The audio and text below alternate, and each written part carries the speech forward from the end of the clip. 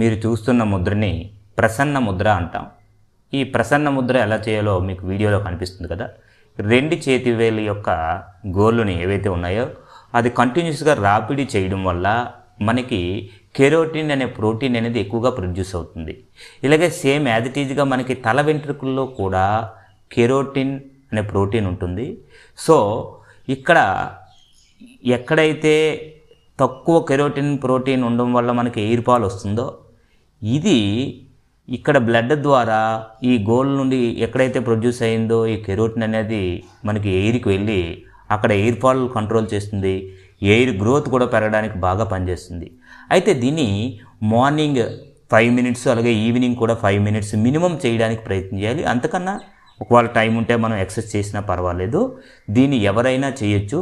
దీనివల్ల మనం ప్రివెంటివ్గా కూడా ఎయిర్ ఫాల్ రాకుండా బాగా